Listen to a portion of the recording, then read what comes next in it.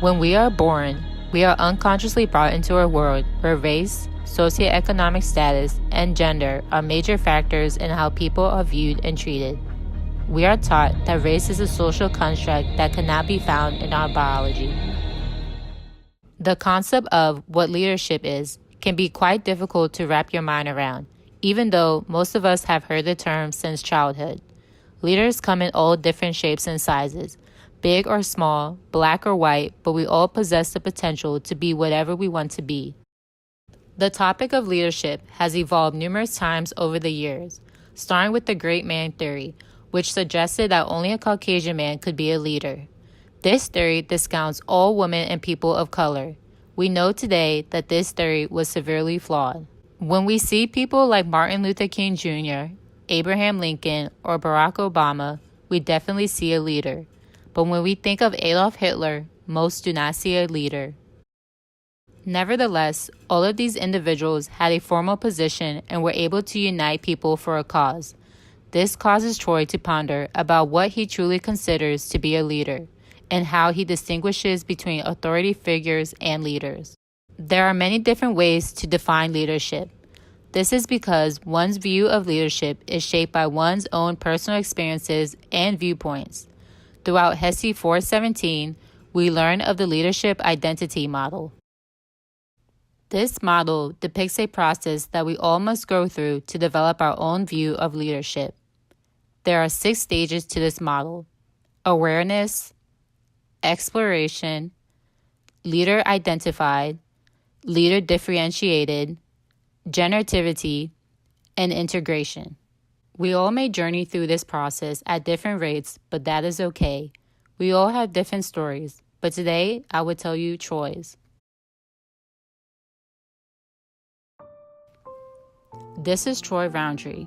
He was born and raised in Howard County, Maryland. He entered stage 1 of this process around the age of 3. His family played a major role in his development during this stage. At this age, he was too young to understand the details of leadership. However, he was able to gain a general understanding of what leadership was by observation.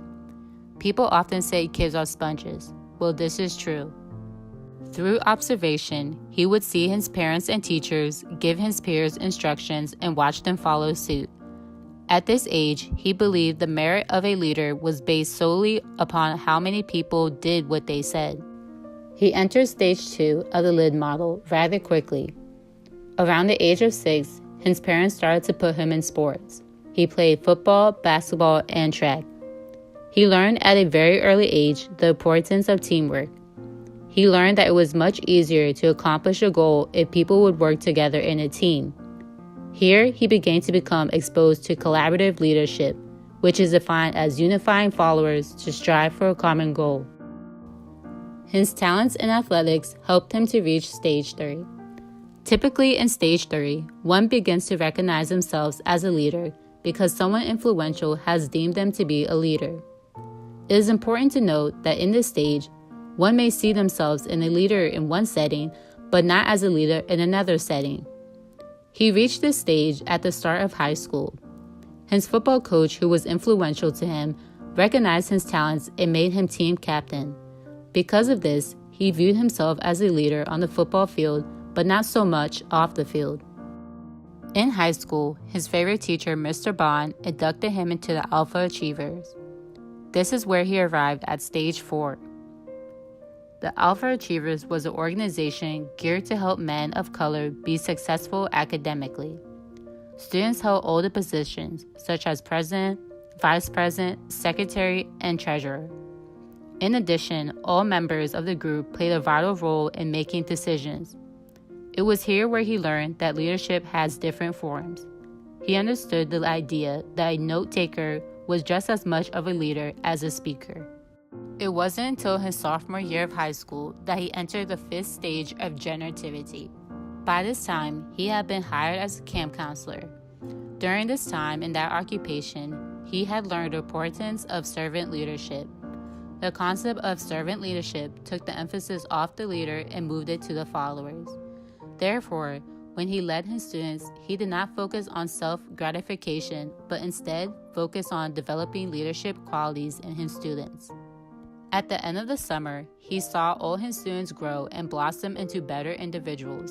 Seeing them grow and develop made him feel that he had done his job as a leader. We all have room for improvement, and Troy is no exception. Currently, he is pursuing a leadership studies minor at the University of Maryland, College Park. He decided to take this path with the hope that one day he will recognize himself as a leader no matter what setting he is placed in. That being said, he has not reached the sixth and final stage of the leadership development model yet. Nevertheless, he has journeyed through enough of the LID model to be able to develop his own definition of leadership. He now believes that to be a leader, one does not need a fancy title, followers, or the ability to facilitate change. There are many ways to lead. Individuals can assume an unofficial leadership position, lead by example, or even lead from behind. Having the guts to go against the status quo is leadership in itself.